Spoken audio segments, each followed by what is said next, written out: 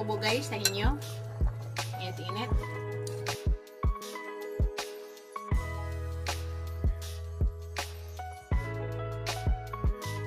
Ayan.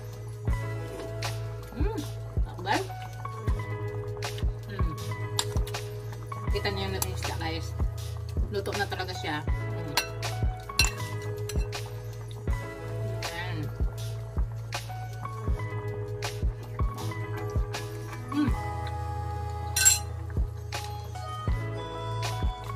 Yan ang okra guys. Yung okra guys, ako lang talaga kakain ito ha.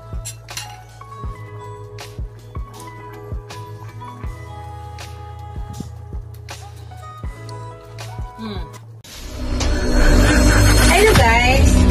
Welcome back to my channel, Bake Cuisine!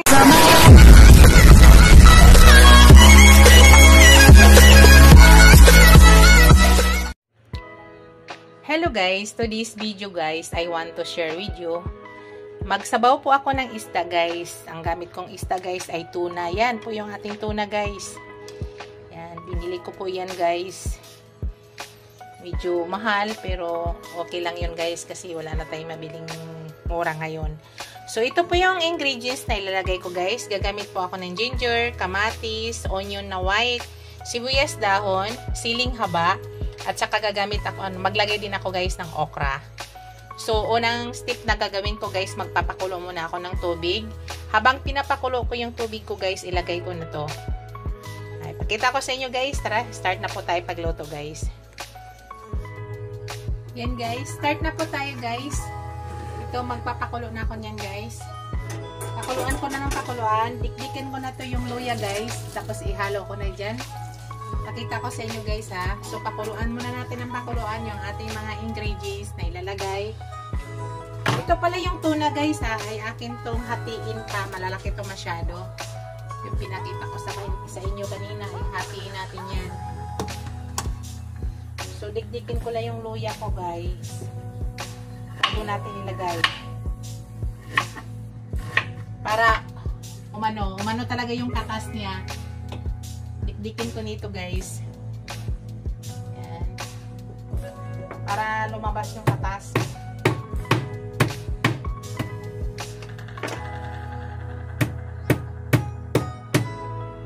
Masarap nito pag may lemongrass. Hindi ako nakakuha ng lemongrass guys. Hindi ako nakabili. So yan, ilagay na natin guys. Kasimpleng recipe. Ilagay na natin. Habang pinapakuluan natin yan, maglalasa na po yung ginger dyan. Tapos mamaya guys, isunod natin yung kamatis para ang kamatis ay talagang madurog muna maigi dyan. So pakita ko sa inyo later guys. Hello guys, ang bango ng ginger guys. Ilagay na natin yung ating kamatis guys para lumambot din at pagkatas na maigi. Yan ang gusto ko guys eh. Bago ko ilagay yung isda ay kailangan katas na. So ngayon guys, ang version natin is healthy. Dito po tayo gagamit ng oil. So ang kamatis guys, ihalo ko yung aking tawag dito, yung buto ng kamatis ha. Ilagay na natin. So, ang gusto ko niyan guys ay madurog muna maigi dyan. So, mamaya ilagay na natin yung sibuyas. Sibuyas white onion. Ilagay na natin mamaya guys yung ating white onion. Takpan muna natin guys ha. So, pakuluan lang ng pakuluan natin guys para kumatas yung aroma ng kamatis dyan at saka yung ginger. Maya-maya kaunti ilalagay na natin yung ating white onion. Hello guys. Ilagay natin yung ating white onion guys. Sunod na natin. Amoy na amoy ko na yung aroma guys. Nakita nyo yung kamatis guys ay nadudurog na. Yan yung masarap dyan guys.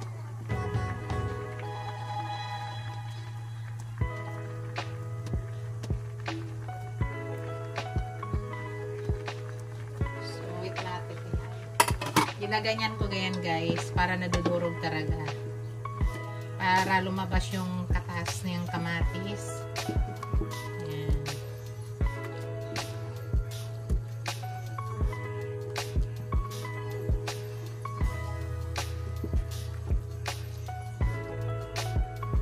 Maya-maya ilalagay na natin yung ating isda. Isabay na natin yung isda natin at saka siling haba. So sa ngayon, takpan muna natin. Maglagay na pala ako dito guys ng konting asin ha. Para habang pinapakulo natin ay may lasa na. So takpan ulit natin guys. Mga 1 to 2 minutes ilalagay na natin yung ating fish. Hello guys, ilagay na natin yung ating fish guys. Ilagay ko muna yung aking siling haba. Ilagay na natin ating fish. Yan, kinat ko siya ng ganyan kaliliit guys. Kasi malaki masyado yun eh. So, kinat ko siya ng ganyan. Ay, sorry.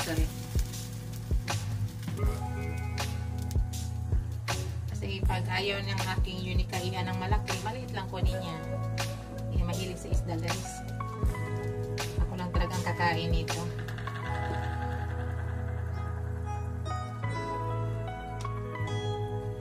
Hindi mahilig sa ganitong luto ba.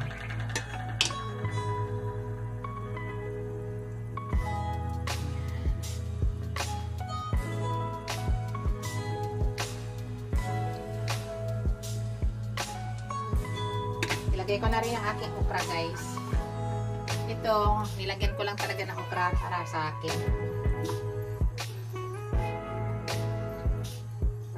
Pwede kayo hindi maglagay niyan guys ha.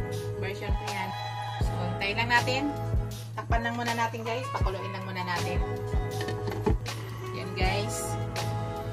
Nakita nyo na guys. Titingnan natin ha. Kainaan ko na lang muna ng apoy guys ha. Napit na po yan. Maya tikman na natin yan. Shout out pala sa aking mga channel members, sa aking mga subscribers, super chatters, mga viewers, silent viewers. Maraming salamat guys sa walang sawang suporta sa aking channel. Shout out din sa aking husband na nasa Yambot. Hello Daddy, see you soon Daddy. Shout out sa aking dalawang apo, Prince Walter Mocoro at saka si Harry Walter Mocoro. Lagi na po pa shout out yan guys. Shout out! Hintayin ko lang yan guys. Tapos titikman na natin yan guys ha. Pinahinaan lang natin yung apoy. Niluluto na lang natin yung ating fish. So sa ngayon, titikman ko siya bago ko ilagay yung aking sibuyas, dahon.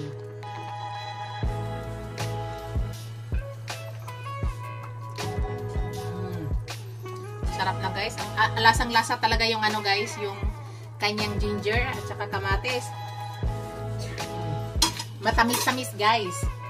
Kulang siya ng salt guys. Maglagay tayo ng konting salt ha. Kami guys, hindi po kami mahilig sa maalat ha. Pero it's up to you kung mataas ang panimpla nyo. Adjust na lang yun yung panimpla nyo. Kami kung ano na yung timpla namin, yun po yung ano namin, nakasanayan. So alam mo guys, hindi po ako nagagamit ng bitchin guys ha. Pero kung kayo ay gusto gumamit, nasa inyo po yan. Ang pamilya ko ay hindi talaga kami gumagamit ng bitchin.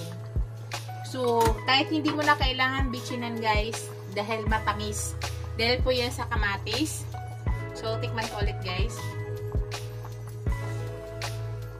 Sarap na guys. Tama na sa timpla guys. Ilagay natin ang ating sibuyas dahon. Ito, nakakadagdag din to ng sarap. Ubango ng ating niluluto yung ating sibuyas dahon. Sobrang mahal. Alam mo, napakasahal ng kamatis guys. Yung 5 piraso guys na kamatis kanina, alam mo ba magkano yun? 85 pesos. Tag 400, tag 200 ang kilo ng kamatis. Sa ganong klaseng kamatis guys. Gusto ko kasing kamatis na yun guys. Ay kung yung ano, yung malalaki talaga. 200 daw ang kilo. So, kulang-kulang siguro kalahating kilo yung 5 piraso. Kaya 80 plus. 80 plus yun guys.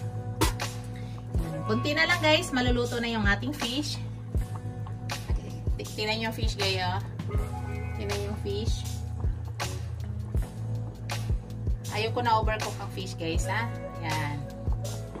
Ayoko na overcook, yan. Actually, luto na to guys, oh.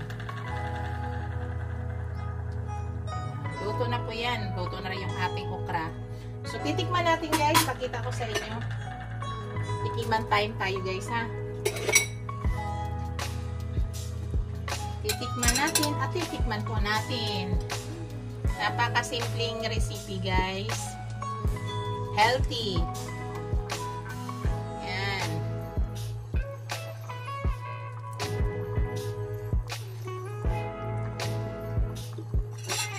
Unang subo guys sa inyo. Init-init. Tuna po yan guys, ha. Tuna. Napakalaki nito guys. Kinakita ko pag-slice nito. Napakalaki. Yan. Well. Kita niyo na isda guys. Luto na talaga siya. Yan.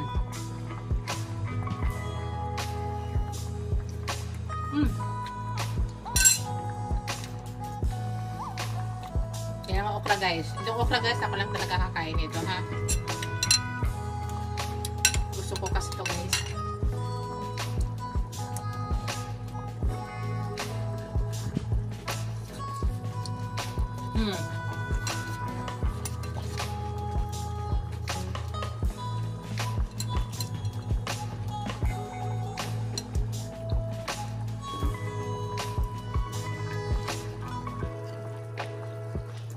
Okay.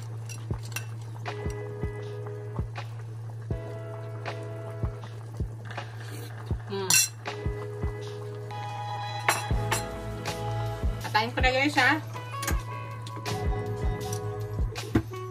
Yan. Ito na yung aking finished product guys. Kainan na po kami. Yan.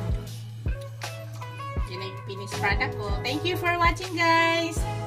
Don't forget to like, comment, share, and subscribe to my channel. See you in my next video guys. God bless us all. Ingat po lahat. Bye muna sa ngayon. Bye! Bye guys. Love you all.